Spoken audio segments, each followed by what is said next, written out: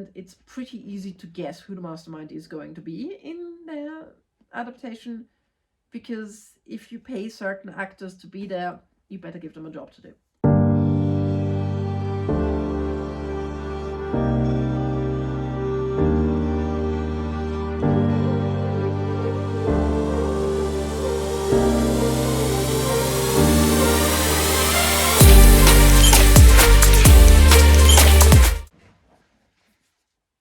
Hi, it's Ricarda, aka the .33 Bookworm, and today I've got an Agatha Christie for you, The Seven Dials Mystery. Now, if you haven't read it, I'll be honest, you really don't have to, you're not missing out.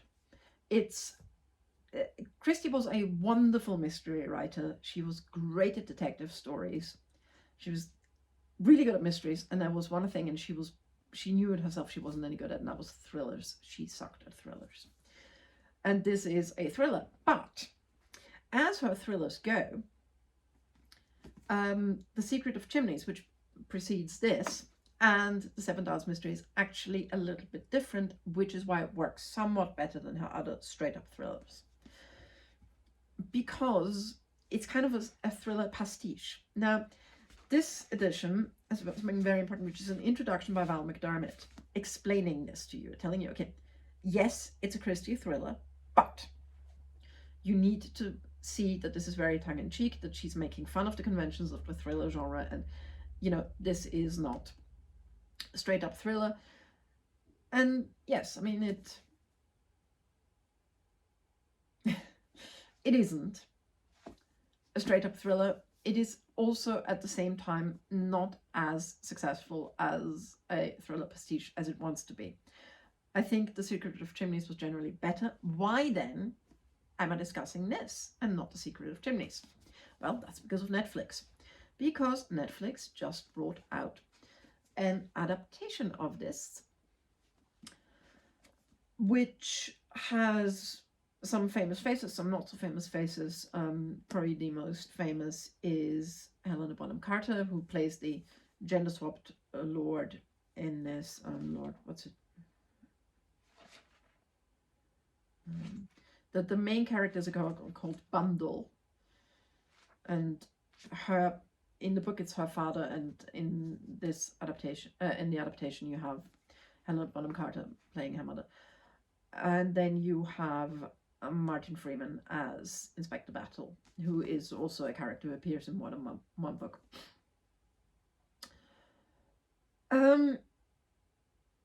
So I have a love-hate relationship with Christie adaptations. I never really would describe myself as that big of a Christie fan, but the more time goes on, the more I realize not only am I a Christie fan, I'm actually a Christie purist. And the past 10-ish years have been pretty rough for Christie adaptations, if you ask me. You've had Kenneth Branagh doing God only knows what that is. He's been doing with Poirot, and you've had Sarah Phelps doing pretty much an adaptation a year. Thankfully, that has now finished. I have not seen any her fingerprints on anything lately. 2 years ago, I think it was, that Murder is Easy came out, and people got very up in arms about it. I actually liked it, and I'll talk about that another day. But the adaptations that we've had in recent years are very much sort of trying to make Christie gritty. And Sarah Phelps saying, no, you don't understand, actually, it's very dark themes. But yes, Christie does do very dark themes. And yes, fair enough, you're allowed to do that. It doesn't have to be all country houses and tea parties and you know, unmasking the killer in the library and whatnot.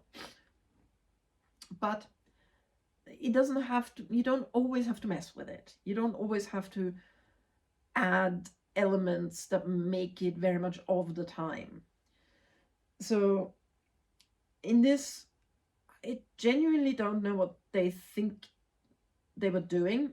So by the way, one thing that really bothers me with Sarah Phelps, the one where I more or less said, okay, no more Sarah Phelps, was the ABC Murders, because it was horrible, and if you watched it, I am so sorry for the waste of your time. probably going to do another episode on the ABC murders, because I actually love the novel, and I definitely also love the adaptation with the ITV adaptation from the 1990s, because that was marvelous. And I felt ITV trolled BBC tremendously well when they had the their version of the ABC murders on at the same time as the BBC had their new version on, so that people, if they got sick of it, could just watch a proper adaptation. Anyway, so clearly whoever did this at Netflix didn't get the memo that this is a comedy. They somehow, I mean, this is a light, fluffy 1920s, somebody gets murdered at a house party, which, okay, great.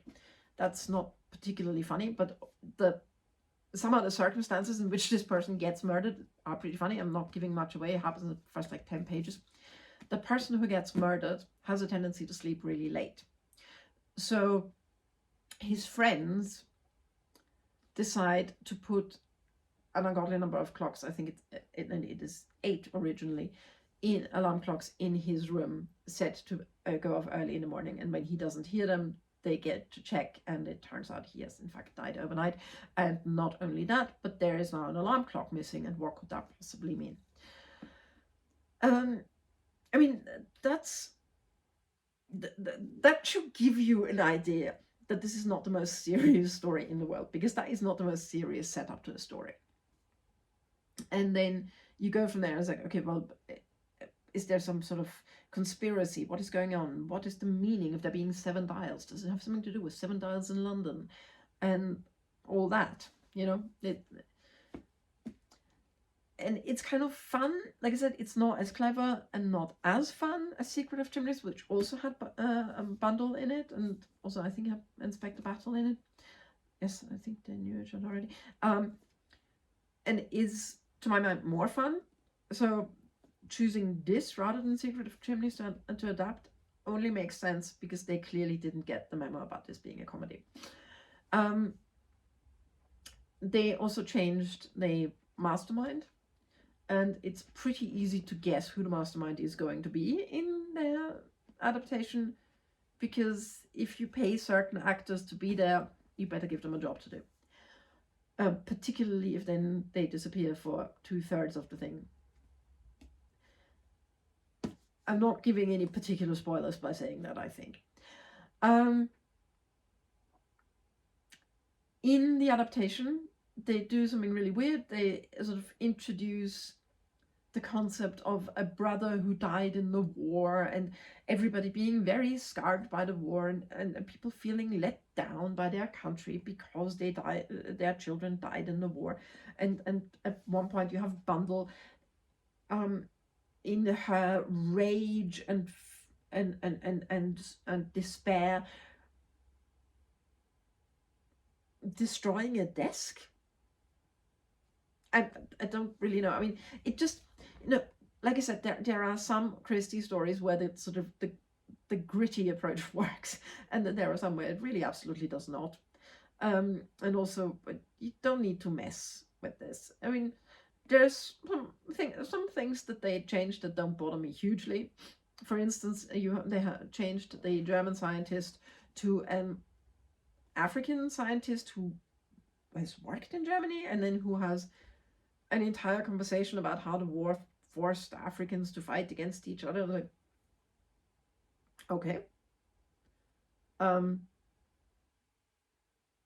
I genuinely don't really know how that information is relevant. I also don't entirely see how the invention that he has is really that revolutionary either. Then they add in a bunch of scenes of people getting killed that they clearly only added in because of the visuals. They have in the beginning, you have a person being killed in a bullfighting ring in Rwanda, and if you've ever been to Rwanda, it's the most iconic of bullfighting rings, and it's the most iconic drive into a town because there's this marvelous bridge. It's like, cool, I like the visuals. Does this have anything to do with anything else? And the answer is nope, it doesn't actually. But we hope you enjoyed the visuals. And isn't it atmospheric? It's like, yes, but I repeat, what is the point of this? And having watched it, I don't really have an answer for that. So, like I said, there is really no need to read this book. It's not that great. It's not that bad. But there is also absolutely no good reason on earth to waste your time watching the adaptation. Because while this book is at least at times funny, the adaptation is just something that makes you wonder, do you have a point? Or, you know, it was dull. It was dull. Somebody called it sad beige Christie. It's like, no, that works. It's okay for people to wear beige and white. And in the summer in the country, that's fine. I wouldn't necessarily complain about the color scheme, but yes, sort of in terms of atmosphere, sad beige Christie is not a bad description. And like I said, there are some stunning visuals for no real reason. I don't recommend the adaptation at all. It's a bit of a waste of time.